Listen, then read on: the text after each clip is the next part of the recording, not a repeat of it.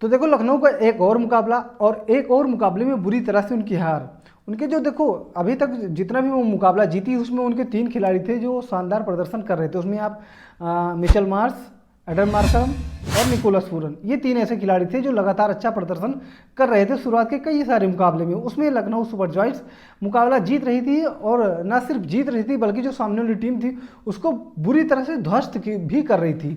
लेकिन देखो अगर लखनऊ सुपर जॉयंट्स की बात करें तो उसमें एक खिलाड़ी ऐसा रहा है जो खरा नहीं उतरा है और वो है उनके कप्तान ऋषभ पंत। ऋषभ पंत की बात करें तो अभी तक देखो पूरे आईपीएल में वो फ्लॉप रहे हैं।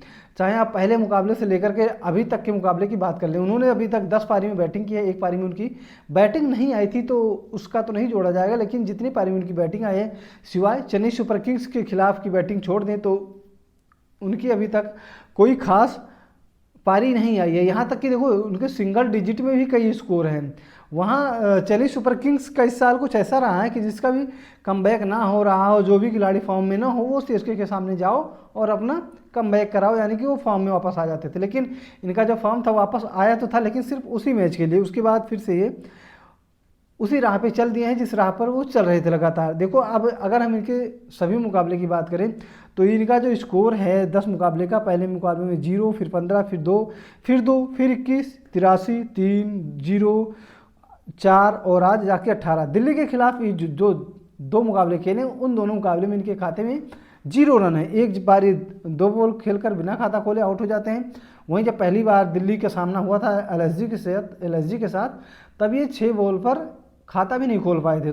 तो देखो अगर हम आईपीएल 2025 की बात करें, अगर सबसे ज़्यादा किसी ने डिसअपॉइंटेड किया है तो किया है सीएसके टीम और उसके बाद किया है ऋषभ पंत ने। ऋषभ पंत भाई साहब 27 करोड़ में खरीदे गए थे, सबसे ज़्यादा आईपीएल के महंगे खिलाड़ी बने, सबसे ज़्यादा इन पर टीम ने बोली लगाई थी। लेकिन बोल उसका क्या सिला निकला ये कि भाई साहब ये जितने मुकाबले में खेल रहे हैं वहीं पसर जा रहे हैं, यानी कि ये कुछ भी नहीं कर पा रहे हैं अपने लिए ना अपनी टीम के लिए। अब आज के मुकाबले की बात करूँ तो आज ही मात्र 18 रन बना करके आउट हो गए और उस समय 18 रन बनाए जब इनकी टीम 235 रन चेज कर रही थी। अब इनके पास देखो अगर हम बात करें तो मात्र बचे हैं 3 मुकाबले और 3 मुकाबले वो भी जो टॉप की 4 टीमें हैं उन्हीं के सामने बचे हैं। अब इनको अगर मुकाबले में क्वालिफाई करना है तो उन तीनों मुकाबलों को जीतना भी होगा। अब देखो अगर हम बात करें इनका 11 मैच हो चुका है, 11 में से ये 5 मुकाबला जीते हैं और 6 मुकाबला हारे हैं, जिनमें से इनके पास 10 पॉइंट है। और अब इनके जो आने वाले मुकाबले हैं वो हैं आरसीबी के साथ, जीटी के साथ और उसके बाद एसआरएच के साथ। तो इसमें से देखो भाई साहब जीटी और आरसीबी के साथ तो आपका तगड़ा मुकाबला होने वाला है।